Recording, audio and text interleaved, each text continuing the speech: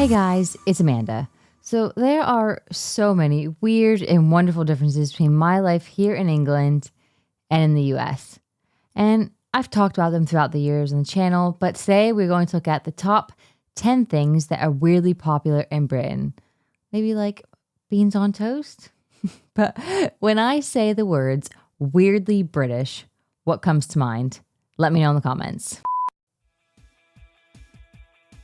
This goes way beyond Toad in the Hole. Welcome to Watch Mojo UK, and today we're counting down our picks for the top 10 things that are weirdly popular in Britain. Before we begin, we publish new content every day, so be sure to subscribe to our channel and ring the bell to get notified about our latest videos. For this list, we'll be looking at things that are popular in Britain but can appear unusual to those from afar. As the saying goes, one man's trash is another man's treasure. What may be commonplace on our shores can seem peculiar if not downright unacceptable to other cultures. Number 10. Mixing up the metric system.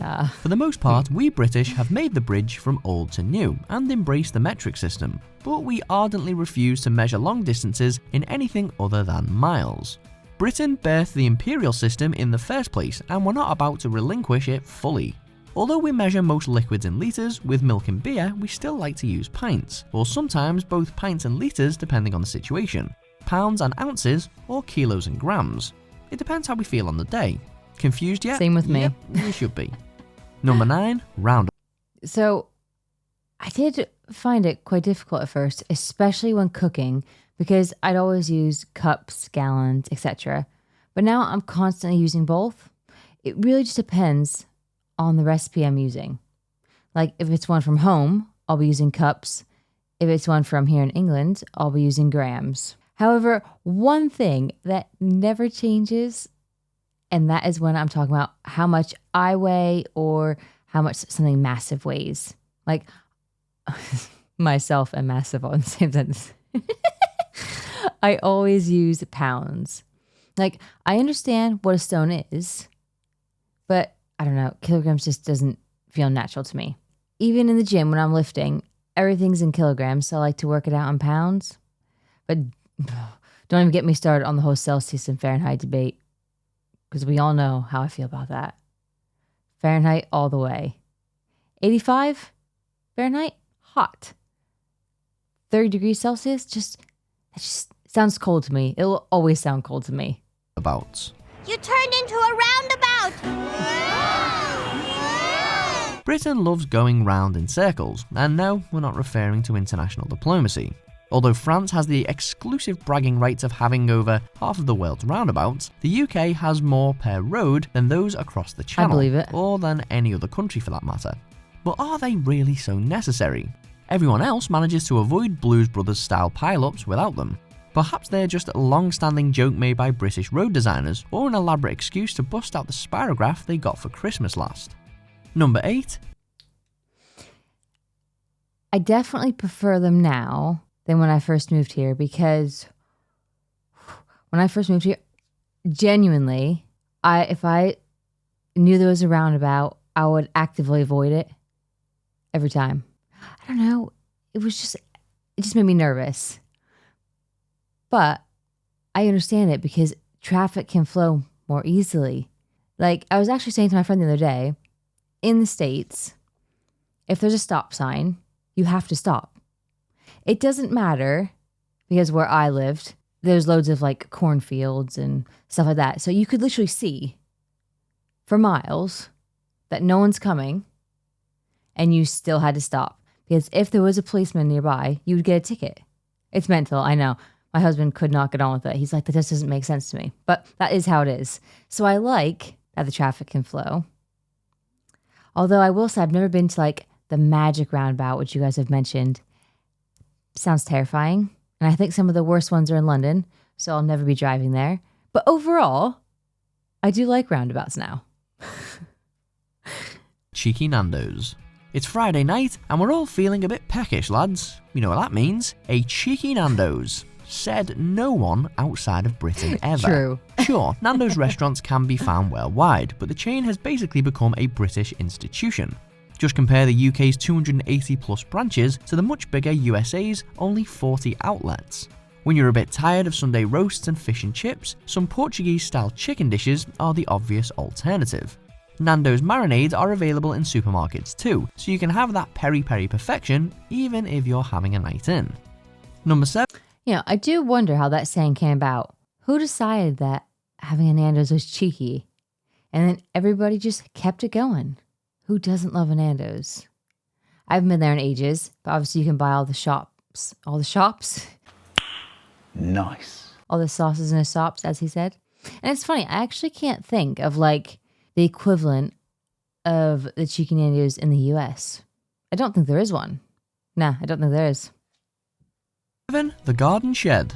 Inhabitants of more spacious nations may simply store their lawnmowers and other gardening equipment in their garages and such. But in the UK, every square metre, or that is every square foot, counts, and a shed at the end of the garden can be highly practical. In addition to the norm, however, some residents have decided to pimp out their sheds, even adding some homemade bars, art studios or saunas to them. If that wasn't extravagant enough, the phenomenon has been rewarded with a Shed of the Year competition. Number 6. So I have a love-hate relationship with garden sheds. Absolutely love the space, obviously, because we could all use a bit more space. But I hate spiders that live in there that are like the size of my hand. Okay, so I'm obviously exaggerating the size of said spiders, but in my mind, they are massive. And I'm always in and out as fast as I can before one of them sets their beady little eyes on me. It like jumps on my arm or falls on my head. I get stressed just thinking about it. Like, garden sheds are a risk. Enter at your own risk. But they are a necessity as well, so I don't know. Maybe I need to get like one of those like beekeeping hats that just, obviously it protects your head and like your whole face is just covered and everything's all right. Public drunkenness. We may be admired by the rest of the world for our many traditional English pubs, but with a lot of drinkeries comes a lot of drunkenness. And traditionally enough, we Brits have seemingly no shame in getting unabashedly intoxicated in public, particularly when there's a World Cup on. In fact, any sporting event will do just fine. Cricket, rugby, darts, the list goes on, with the crowds getting merrier and merrier. And that's not to mention music festivals, or royal weddings, or every lunch break at work. Number 5. The downstairs toilet. Not only are downstairs toilets untraditional in most places outside the UK, they're often not even referred to as toilets at all. Apparently, going to the bathroom is the more polite substitute for when one's in need of the lavatory. It's easily lost in translation for an outsider in Britain though, as the so-called downstairs bathroom, as in toilet, doesn't usually include the supposedly expected tub and shower. But beyond that, the downstairs loo is actually seen as an ultra convenience in the UK, negating the need to climb the stairs every time you need to go. Alright, yeah, that's not weird. That's just convenient. I'm pretty sure, just trying to think back. Every house that I lived in the US had a bathroom on the ground floor. And yeah, every place I've lived in here in England, apart from one, it was all on the ground floor as well. Or is the first floor here? I'm always getting that confused because we go ground first, second. I think you go first. Either way, that first floor that you walk into, I just feel like that's pretty convenient, especially if all the other rooms are downstairs, like your living room, your kitchen, etc. So you're just constantly walking up the stairs. Nobody needs those extra steps. Number 4. Football stickers.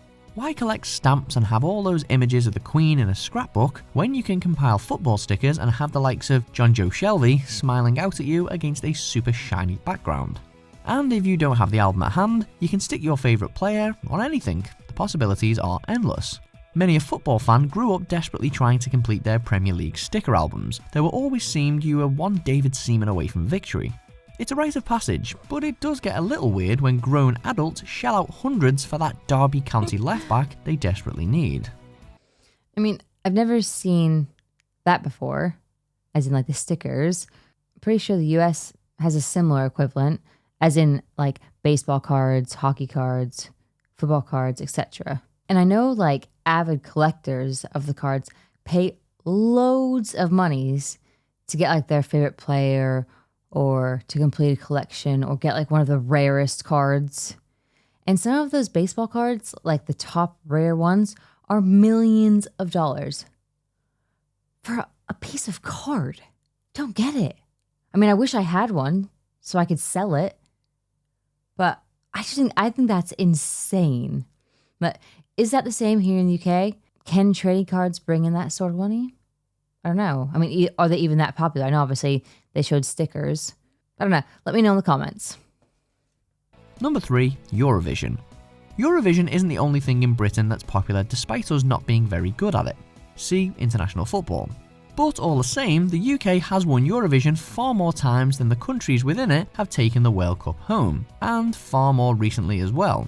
British entries to have conquered Europe's mushy pop scene through the years include Sandy Shaw's Puppet on a String in 1967 and Katrina and the Waves' Love Shine a Light in 1997.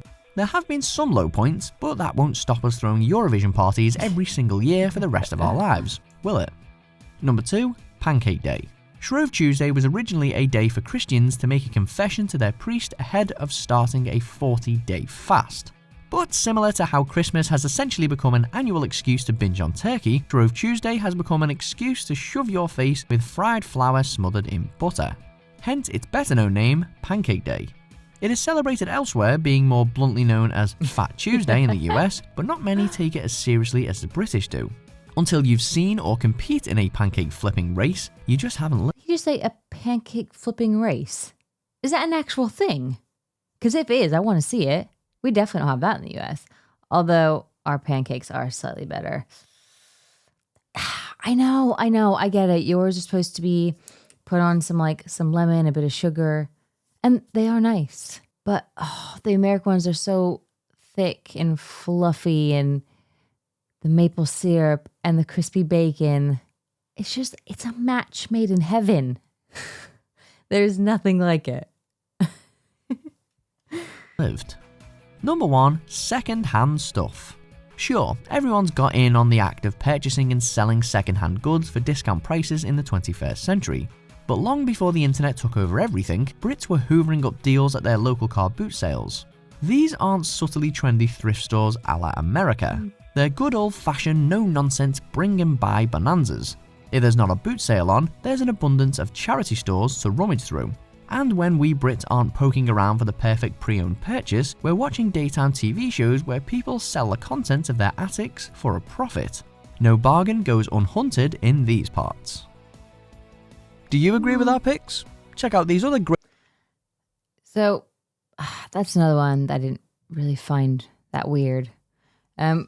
We have the same in the US. We just have yard sales instead of car boots, and like Goodwills, they're called, and antique shops instead of charity shops. So I don't think that's really a British thing, but you know. Their definition of weirdly popular is a bit weird. I wouldn't say any of those are particularly weird or odd or out there. And I don't know, I thought things like maybe, I don't know, apologizing constantly or the hot and cold tap that everyone talks about. Although I am aware why it was necessary years ago. Still odd when I first moved here. Wash my hands, hot, cold, do I mix them? Fill it up, whatever. I've worked it out. Or, I don't know, maybe they're just all weird. And I've lived here for so long, they're just normal to me now. I don't know. Either way, this was another Watch Mojo UK gem. Do you agree? Disagree? What would you add? Let me know in the comments. And as always, if you haven't already, please subscribe to the channel. Smash that like button if that's what you're into. And I'll see you in the next video.